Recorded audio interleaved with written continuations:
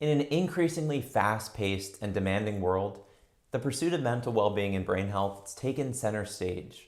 Now more than ever, people need solutions for better mental health. Today we'll be looking at the fascinating science behind the ancient practices of meditation, mindfulness, and breathwork, and how they intersect with the mind-expanding properties of psychedelic molecules. We'll talk about how we can calm our mind with a simple 10-minute meditation, as well as the latest science and promise behind molecules like psilocybin. Our world is one in which our brains are progressively distracted, disconnected from each other and from good mental health, and preoccupied with mindless activities. And these are all things that today's theme directly addresses. But before we begin, I'd like to mention that especially because we're discussing psychedelics, it's important that I say a few words first. Psychedelics are powerful substances that can have significant and unpredictable effects on individuals, both physically and psychologically. The views and experiences shared within this documentary should not be seen as a representation that we're endorsing recreational use of these molecules, and we advise all viewers to approach these substances with caution and in accordance with applicable laws and regulations in their respective regions. With that out of the way, I invite you to join me today to explore ways that we can change our minds and change our brains. I am Dr. Austin Perlmutter, and this is the Better Brain Blueprint.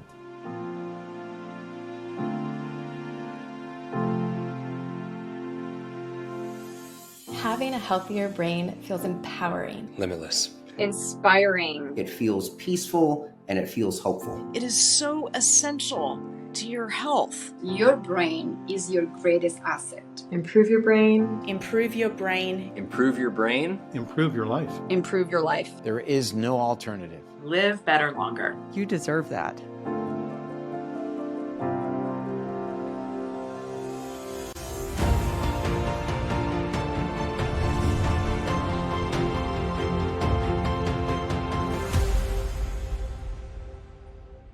In this episode, we'll be covering powerful, life-changing information.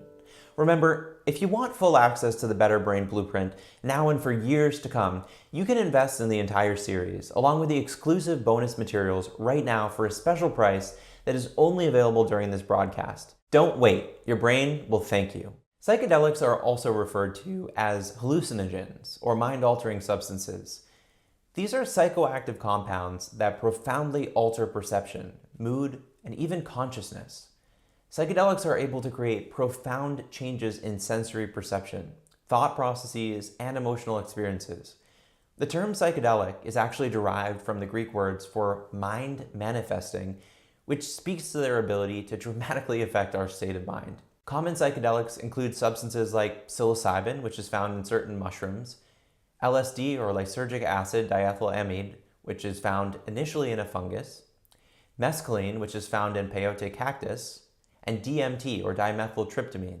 There are also molecules sometimes considered psychedelics, including 3,4-methylene dioxymethamphetamine, commonly known as MDMA, and ketamine.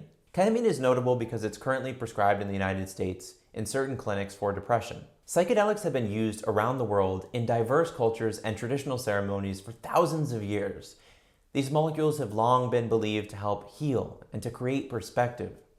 In the mid-20th century, psychedelics gained popularity in Western cultures as agents for self-exploration and for creativity. In fact, thousands of studies were done on psychedelics between the 1950s and the 1970s. Yet for a number of reasons, research as well as personal use of psychedelics was strongly suppressed, and it's only been in the last several decades that we've seen a renaissance in both research and cultural interest in the use of psychedelics to improve mental health. This has most recently led to publications in the world's top medical journals showing that psychedelics may be among the most powerfully effective tools for treating conditions like depression and PTSD.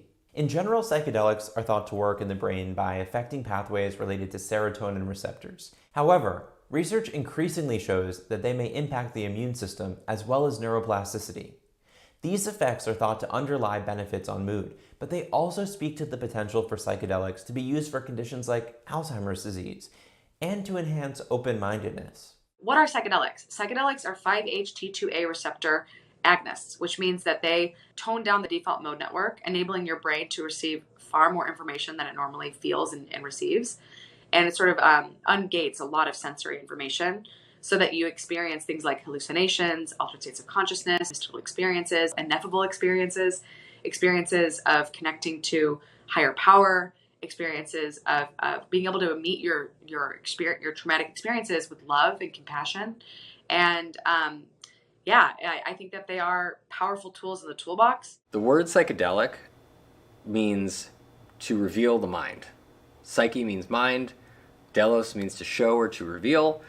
So what we're really talking about when we talk about a psychedelic drug is a medicine or a drug a molecule you put into the body, and that molecule has the effect of activating a bunch of neurotransmitter systems in our brains that show us parts of ourselves that are typically what Freud would call subconscious, or what we call beneath awareness. So psychedelic medicines, psychedelic drugs are molecules that we put into our bodies or into somebody else's body, a patient, that activates neurotransmitter systems, again, these that can be activated naturally with meditation and breathwork and other techniques, that reveal parts of ourselves to us, parts that are beneath awareness. The pathways underlying psychedelics, I feel like we're not quite there yet in terms of really understanding how it is that psychedelics are changing the matrix. So yes, there's the serotonin 5-2A receptor that classic psychedelics work on, but even understanding that, how it maps to the default mode network, how it changes cognitive flexibility. Psychedelics have been used for healing purposes, for ceremonial purposes, tribal community bonding experiences, and even things like hunting and animals in the jungle for, it seems like, thousands of years, possibly over 10,000 years. People have been using psychedelic plants to induce access to these states. It probably started with psilocybin-containing mushrooms, but from there became inclusive of other plants and things like ayahuasca, which comes from the Amazonian jungle in South America, and then of course the other natural plants like peyote cactus and things like that. And there's even evidence of the use of psychedelic plants in Europe in ancient Christianity and ancient Rome and Greek culture, which is very interesting.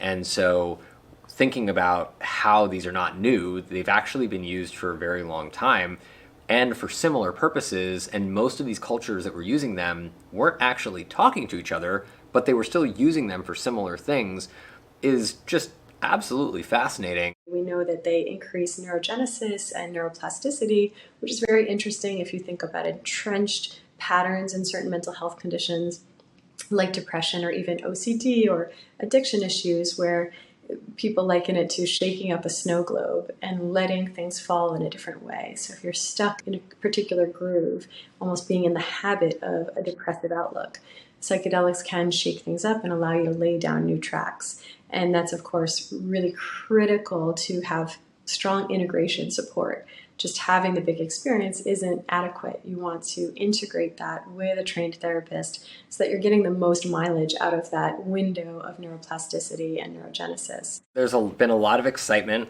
about results coming out of the psychedelic science space right now. The most exciting results so far have come from the studies conducted that started with MAPS, the Multidisciplinary Association for Psychedelic Studies, the first nonprofit pharmaceutical and research company in 1986 by Dr. Rick Doblin.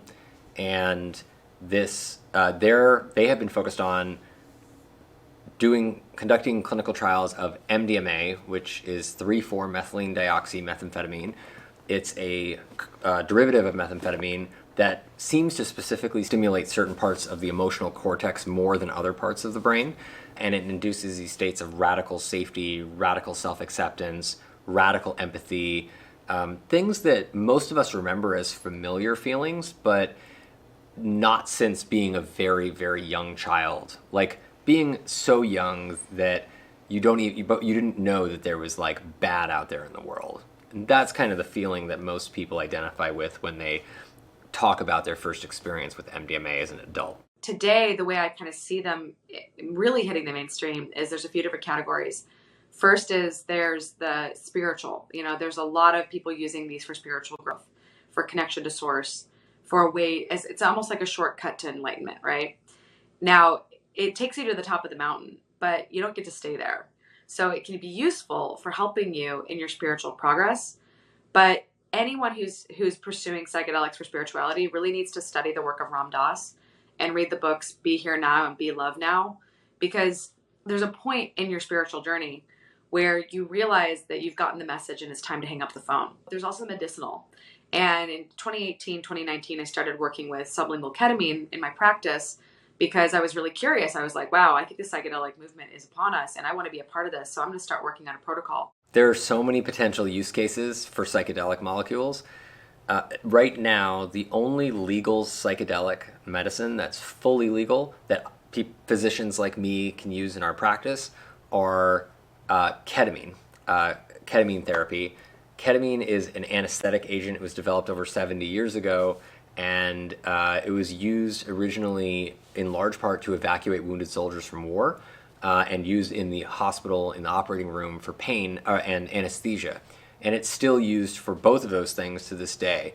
And it's a very gentle anesthetic, and it's used in children for surgical procedures. It's used in pregnant women sometimes.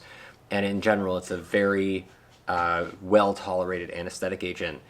At lower doses than anesthesia doses, it actually has psychedelic properties that are very interesting. And some of those properties are extremely powerful antidepressant properties.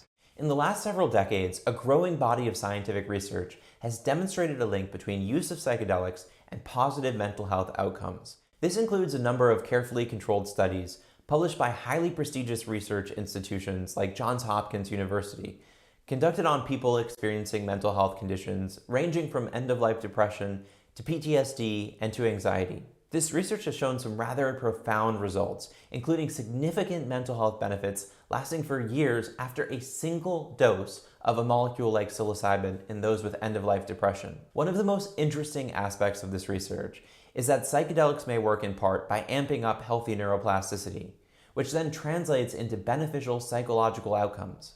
So what do I mean by this? Molecules like psilocybin, ketamine, and DMT may work in part by increasing the molecule brain-derived neurotrophic factor, or BDNF, and by increasing new connections between neurons. This process may underlie why so many people feel unstuck after use of psychedelics. By opening up new pathways in our brains, psychedelics have been proposed to represent a unique way for people to change their minds and their brains in a positive way. This helps explain why there's so much interest in using psychedelics for so many different mental health conditions that range from trauma to addiction to anxiety. So the brain is training and learning new things all the time, and this whole learning that happens every moment of every day is what we call neuroplasticity. So it's always going on. We have different things in our lives that we do that can either slow that process or make it more rigid, like alcohol, benzodiazepines like Valium, Ativan, Xanax, opiate pain medications, or Ambien, anything that's a sedative or hypnotic brain suppressing molecule will actually reduce neuroplasticity, reduce our ability to learn. And then you have the other side of things, which is things that enhance neuroplasticity. So these are molecules like cannabinoids, psychedelic molecules, and other things that can actually, and doing activities like meditation, yoga, mindfulness, soothing touch, things that calm the body and help us feel safe enough to learn new stuff. Because new stuff, remember, is automatically interpreted as scary unless proven otherwise. So we have to feel safe enough to learn new stuff. So fear is also impairing of neuroplasticity. Psychedelic science, I think, is at least here as a potential new line and a new way of supporting people who aren't helped by existing treatments. I think it's very important and promising, and it's where we should be putting a lot of focus of research, money, and time. And I think that why psychedelics have this very promising ability to support mental health On some level, it rhymes with what we're already doing. They're active at the 5-HT2A receptors, so it's supporting serotonin function in the brain. Some of them are anti-inflammatory. And then there are aspects of how psychedelics are supportive of mental health that are really different than our existing treatments. And I find it really interesting. There's something called the mystical experience hypothesis that details that when the degree to which somebody has a peak spiritual experience in a psychedelic treatment, that is actually correlative with the antidepressant effect. Not only how strong the effect is, but also how enduring the effect is. So that speaks to the fact that this is more than just a material neurochemical impact. It's the experience itself and what you might learn from that can change your outlook and in turn change your mood state in a really enduring way. If I answer the question about the mechanism of action with some of these medications, in some ways it's easier for me to talk about it as a journeyer and to say there's something about mystical states that allow us to maybe step beyond this paradigm that we have, kind of this almost what can be a victim consciousness around chronic disease. There's something about the mystical qualities of these plants that give us spiritual expansion, spiritual emergence. And to me, that's the more interesting question. Like, how does that then map onto our identity and our relationship to some of these conditions that we face? So I'll give you an example. I have prediabetes, and some of the experiences I've had with MDMA assisted therapy, as well as psilocybin and ketamine, what I've found is that my blood sugar is so much more regulated as a result of what I think of as trauma clearing that I've experienced with these medications. And so how does that work? What's the mechanism of action? Is it serotonin? Is it oxytocin? Is it, some other neurotransmitter pathway that's being affected? I don't know. What I can tell you is that I'm far less dissociated than I used to be. I think doctors tend to be very dissociated, speaking from my own experience. So I'm much less dissociated than I used to be. And along with that, I'm much more regulated. These drugs, you can take them once and they can have long-lasting effects on treatment-resistant depression, on PTSD, on, anxiety related to the dying, to, even just enhancing the quality of people's lives and mystical experiences. It gives them a sense of meaning and connection to everything. So I think they're going to play a big role both in mental health as well as brain health. And I'm very excited to see some of this data come out. We had a moral panic coming out of the 60s and 70s, and there's a lot of nuance to that story. And sometimes it feels like it's an act of political squashing down free thinking. And these days, I think it's maybe more likely to be an act of the pharmaceutical industry not wanting competitors to their mediocre drugs. There's a point in your spiritual journey where you realize that there's a limited return on the investment of psychedelics, and that there's a certain amount of mountain climbing you have to do on your own if you really want to get to that peak and stay there and be able to operate from that higher state of consciousness on a consistent basis. I'm very bullish on MDMA assisted therapy coming to market for PTSD. The number one cause of PTSD is sexual trauma. Sexual trauma is something I'm deeply passionate about helping to heal in society and help to prevent in society. It's a massive pandemic. It's a problem that knows it has been a problem for society since the beginning of humankind. And when you look at it as that kind of problem, you realize we need to drop all shame around this, because this is a human problem that has been a problem just as war has been a problem since the beginning of time. I don't look at psychedelics as first-line therapy. I think that they shouldn't be. And I think that you need to be properly psychologically screened and prepared for these experiences, because they have real risks associated with them, including psychosis, including if you have a family history of psychosis, you could end up with a psychotic break. So it's not something to be taken lightly. And at the same time, I believe in bodily autonomy. So if people want to do what they want with their bodies, they should be allowed to, but they should be informed of the risks and benefits. we talk about PTSD, with the current treatments we have, roughly 70% of people who are diagnosed with PTSD never actually get better long term. They never have their symptoms completely go away or go away enough to not meet diagnostic criteria for PTSD long term. MDMA, and they're taking drugs for life. The MDMA study showed that after just 3 doses of MDMA with 2 therapists present and 42 hours of psychotherapy, that 55% of people in the phase 2 FDA trials were no longer meeting diagnostic criteria for PTSD 2 months out after the treatment was done, after having treatment-resistant PTSD and tried everything for 17.6 years on average. 55% no longer meeting diagnostic criteria. Now, we've evaluated those people at 12 months out after the treatment with no additional support, no additional therapy, no additional medicine. And at 1 year out, that 55% of people getting better went up to 67%. We have never seen a medicine ever in the history of psychiatry where we stop treating people and they continue to get better. And more people who were not in remission are now in remission 1 year out.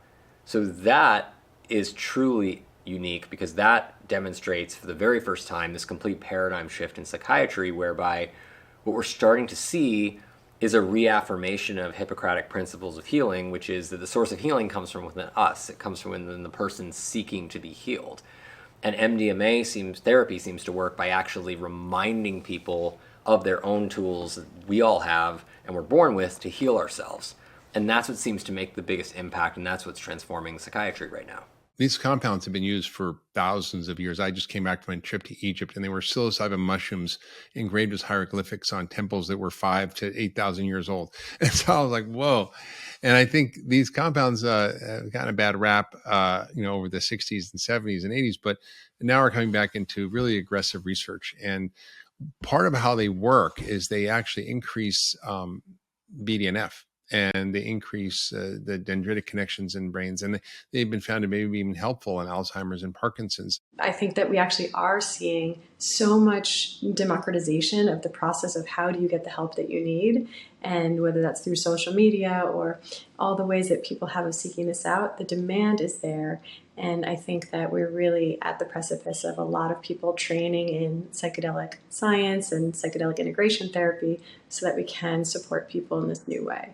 While it's easy to be very excited about the potential of psychedelic medications, it's important to look at the evidence and to realize that almost all protocols using these molecules pay special attention to creating the right environment outside and inside the person receiving the medications. This refers to the set and setting components of psychedelic journeying, specifically the mindset and the physical setting in which psychedelics are used. When it comes to positive mental health outcomes, the best data we have for psychedelics is when they are used in conjunction with a safe, calm, and supportive environment with close monitoring and careful preparation, as well as excellent follow-up. All of this would signify that it's not just about what's in a psychedelic substance, but how it is used that is important for both safety and for psychological benefits. I developed a ketamine-assisted therapy protocol for depression, anxiety, and PTSD, and it became very handy in 2020 when I had a lot of clients coming to me with their companies falling apart,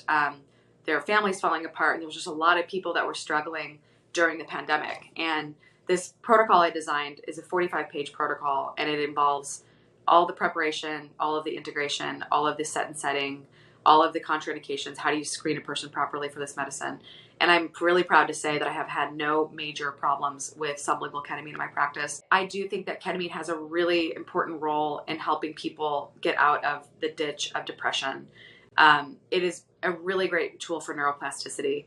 And when you are stuck in a place where you feel like your brain just doesn't work because you're under so much chronic stress and so much disillusionment from major life changes, the body goes into illness behavior when it's under too many challenges that it cannot maintain. Ketamine is the primary legal psychedelic that we use right now that has a lot of evidence for helping with depression, and it's starting to have more upcoming evidence to help with things like post-traumatic stress disorder, which is really exciting because it's legal and we can use it right now.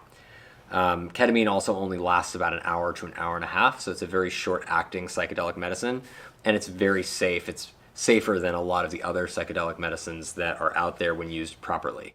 Mindfulness, meditation, and breathwork have all emerged as powerful practices that not only promote mental well-being, but also appear to be key tools for maintaining brain health. So, what am I really talking about here? Let's cover some definitions. Mindfulness is variably defined, but basically it just means being fully present in the moment, without a whole lot of judgment.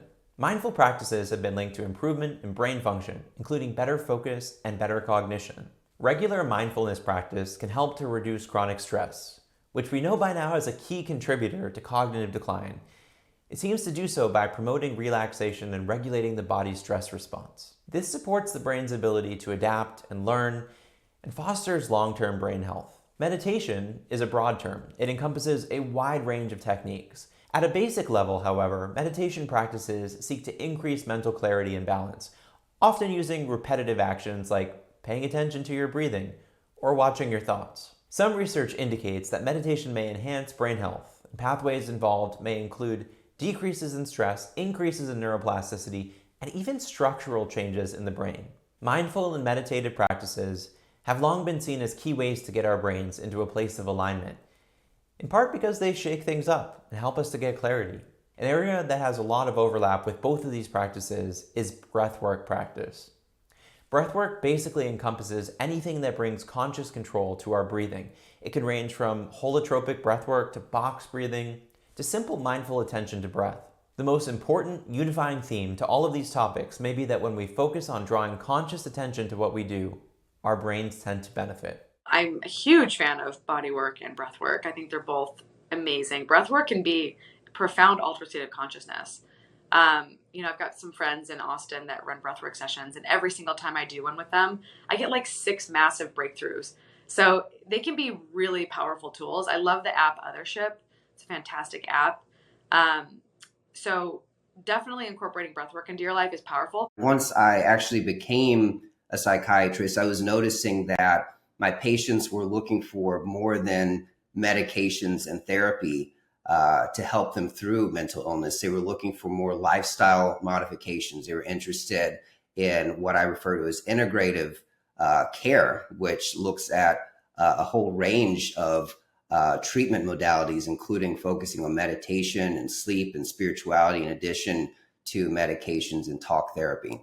And so I think that that integrative approach is actually the most comprehensive approach when it comes to creating a healthier brain and improving our mental health. The reason why breathwork and mindfulness practices and movement and these kinds of meditative practices that have existed for thousands of years work so well is not just because there's specific techniques that help us to regulate different parts of the body, but they work even earlier than that because they require us to choose to direct our attention to something we can control, like what we're paying attention to right now in this moment, or my breath, taking a breath in and out, which happens automatically all the time. But if I direct my attention to it, then I am instantly showing myself that I'm in control of the situation.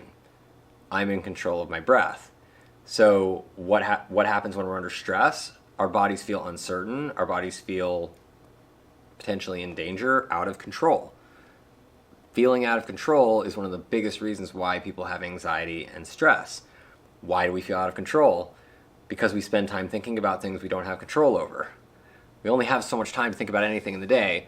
So if we are spending a whole bunch of time thinking about things we don't have control over, like maybe 50%, which is probably average at least across people, then that means 50% of the time you're going to feel out of control. So what do we teach people? Why do we teach people breath work?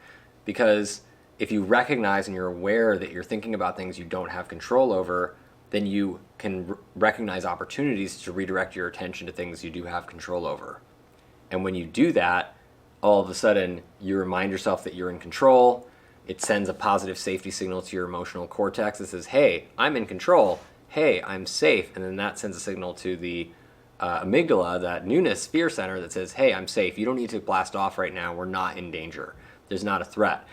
And the amygdala says, you're right, because if I was in danger, if I was actually in danger, I'd be getting you the heck out of here and we wouldn't be having this conversation.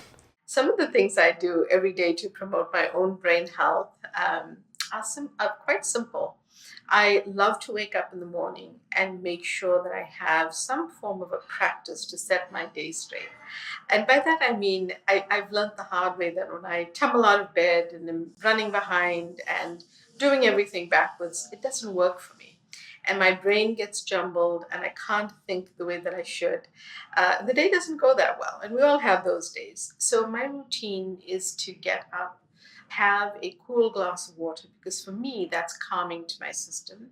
And I also want to pay attention to dehydration from overnight. I often look out the window and try to imagine a beautiful view. I have a meditation practice that I do. If I feel up to it, I do a sun salutation yoga, but sometimes I do a quiet meditation. Mostly I'm trying to center myself because I have such busy days. What I try not to do is check my phone the first time that I wake up, or look at my emails, because I know that once that happens, the day's lost. It's all ahead.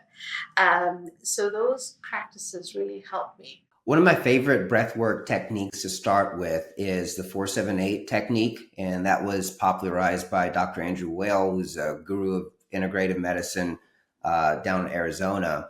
And that's essentially when you inhale, count to 4, you hold, count to 7, and you exhale, count to 8. And so studies have shown that the numbers are a little bit arbitrary, but the longer exhale component has been studied and found to increase the parasympathetic nervous system, increase parasympathetic tone, which can lower heart rate, lower blood pressure, increase GABA in the brain, which is an inhibitory neurotransmitter. Also increase alpha waves, the presence of alpha waves on EEG, which is a specific type of measurement of activity in the brain. These are all physiologic markers of rest and relaxation. So I'd say it's a good place to start. There's this amazing study that really, for me, brought home the connection between mindfulness and mental health. In early 2020, there was a study done of breathwork yoga called pranayama yoga. And it really was looking at cardiovascular disease. But what it found was that this type of breathing and breathwork yoga actually helped lower symptoms of anxiety and depression. So just making sure to have mindfulness involved in your routine, whatever it is that works for you. It could be box breathing, it could be alternating nostril breathing. It could be something that is just taking a deep breath. Finding something that works for you is critically important because of that mind-body connection, because mindfulness is definitely impacted in terms of your mental well-being. One of my favorite mindfulness practices is taking that deep breath and working on my breathwork techniques. Often when I have downtime, I'm waiting for an airplane to take off, or I have downtime where I really cannot be working or talking or doing something, a little bit of a multitasker, as you can tell. But those types of things are helpful to help center me and ground me. I will often listen to a music type meditation when I'm walking, because that helps to calm me. It helps to center me. I love hearing that type of music, and it just feels very more of a spiritual experience to me. So those are little things that I try to bring into my day, so that there are moments when I can be mindful and help myself get through the busyness of my day. My practices really now involve wake up in the morning and really committing to meditation practices and brain training practices and fitness practices, grounding practices, being in nature, and just, I have a really pretty wonderful morning routine that really helps fuel the rest of my day. And it's so much more peace because of this work that I'm doing. So very excited about where this world is, where things are going in this direction of mental fitness. I think mindfulness is both beneficial for people who have been diagnosed with a mental illness and also protective for people who don't, or who haven't been diagnosed with a mental illness. And I would argue that a lot of people who don't struggle with as much anxiety as the rest of us perhaps are probably living more mindfully than than we are, right? And so by mindfulness, when I think about mindfulness, I just think of this idea of conscious awareness. So you're sitting down having lunch with a friend. I mean, all of us are guilty of, we have 20 minutes to wolf down our food and we're just going to eat as fast as we can so we can get on to whatever we have to do next. And a lot of times we can miss the fact that we are in good company with a good friend. We're not even paying attention to what our food tastes like. I mean, imagine if you navigate your world or your everyday experience in a mindful way. When you go outside and take a walk, if you are actually paying attention to the sound of the birds in the air or the breeze against your skin, really finding gratitude in those experiences, rather than just saying, oh, I'm going to go for a 10-minute walk, or I'm going to go check the mail and come back home. I mean, that can add so much contentment, so much gratitude, and so much fulfillment into our everyday experience, that is totally beneficial for mental health. As you've just heard, there are a number of ways to practice mindfulness, meditation, and breath work. Interestingly, all of these practices may share similar mechanisms in the brain. In particular, they seem to calm the stress response and suppress production of stress-related molecules like cortisol, norepinephrine, and epinephrine. One outcome of this process is a reduction in the activation of the sympathetic nervous system and a relative increase in activation of the parasympathetic nervous system. There are several pathways at play here, but I'll just highlight the vagus nerve in particular. Your vagus nerve is also known as your 10th cranial nerve, and it runs from your brainstem down to your gut and back again. It's now understood that the relative tone of your vagus nerve may influence gut health, the immune system, and brain function. A number of things can influence the tone of your vagus nerve. These range from the composition of your gut microbiome to levels of neurotransmitters made from your food. However, we also know that breathwork, mindful practice, and meditation may all work by enhancing vagus nerve tone. I will say that the mechanisms at play here are interesting, but they're not the most important part of the story. The key takeaway for you is that simple, mindful, meditative, and breath-focused practices each day are an amazing and free way to support your brain health, and that we should all be making use of this information. The Better Brain Blueprint is all about empowering you to lead a longer, better, happier, and healthier life. No matter your health history, you have the ability to improve your brain function right now by incorporating the information from this series into your daily life. This cutting-edge information just isn't available anywhere else. And that's why owning all of the expert interviews, the transcripts, and the supporting materials is so incredibly valuable. I highly recommend making the Better Brain Blueprint, along with the bonus materials, part of your family library. By making some simple lifestyle changes, you can create lasting improvements in your health and in your life. These changes may not only lower your risk for conditions like Alzheimer's and mood disorders, they will almost certainly improve your brain function right now. You might notice that you start thinking more clearly, forgetting less, and generally feeling better throughout the day. Sometimes the hardest part in taking action and making these lifestyle changes is figuring out where to start. If you're ready to start right now, the bonus materials include resources that will help you apply this knowledge to your life, one step at a time. We interviewed the world's leaders in general brain health, mood disorders, Alzheimer's disease, and more. And we received some fantastic, actionable information from each of our experts. Unfortunately, we didn't have room to include it all in this series, but we know it's critical, life-changing information that has the power to transform your health. That's why the bonus materials also include the full-length interviews from all of the experts you've seen throughout this series. The great thing about owning this series is that you can easily share it with friends and family and watch their lives change too. In fact, if you found this series helpful, I invite you to share this broadcast event with a friend or with your loved ones. You just might change their lives and their destiny. The most important investment in your life is an investment in your health. Click the button on this page to invest in your Better Brain Blueprint today.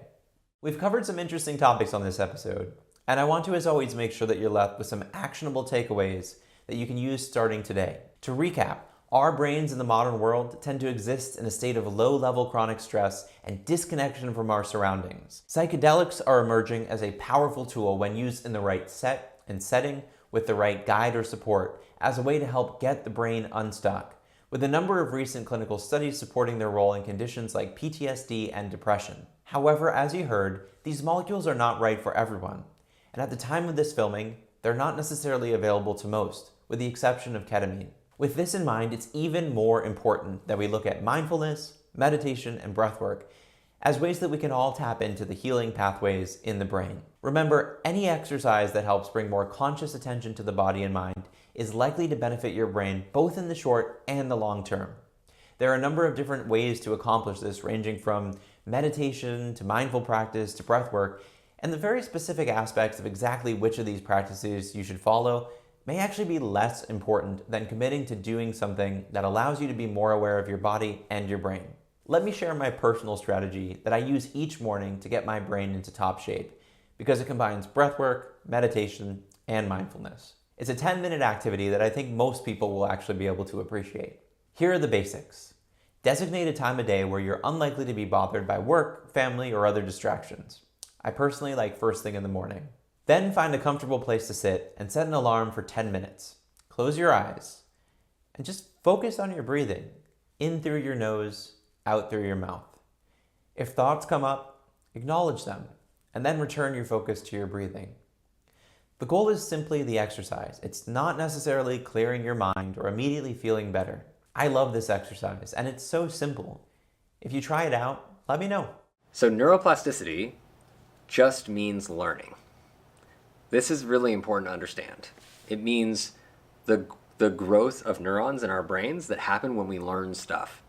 And we're learning stuff every moment of every day. Whether we realize it or not, we're either learning new stuff or we're reinforcing old stuff that we already know. And that's still learning. The most important thing to know about psychedelic states is that they don't require drugs. Psychedelic states have been around for as long as humans, and dreams, like we talked about earlier, are actually the single most common way that everybody has psychedelic experiences. And dreams don't require any drugs. They are a decrease in activity in our waking mind and an increase in activity in our subconscious mind. So for us to learn and to expand our brains and grow our brains and learn new stuff, we have to feel safe. And the best tools to do that are the meditation, the yoga, the breath work, soothing touch, soothing music, exercise, good nutrition, and good sleep. That's it. That's the best stuff. Psychedelics are like an add-on extra tool that's a molecule that also can help to augment that process, but we have to use them in the right way because it's very easy to accidentally learn stuff that we didn't want to learn. So they open us up to everything. And so learning is non-specific. So we have to be really careful in when we're using these medicines to use them the right way so we don't accidentally learn stuff that isn't actually helpful to us. There are plenty of other important tools that I think a person should actually pursue before they even touch psychedelics. Things like EMDR, things like somatic experiencing, things like cognitive behavioral therapy, mindfulness-based therapies. So there are lots of ways to access psychedelic states. The most common way that we all remember having psychedelic experiences is in dreams, because dreams, our mind is revealed to us when we sleep. So that inherently is psychedelic, mind revealing. Where there are ways to get there by desire. So meaning we try to get to a psychedelic state, or a lucid dream would be a good example where you're actually trying to dream in a certain way. Meditation can also do this. Certain kinds of breath work can also do this. We know that certain kinds of body work and massage and energy work can also induce psychedelic states. None of those require medicine. And we've known about these kinds of tools for a very long time.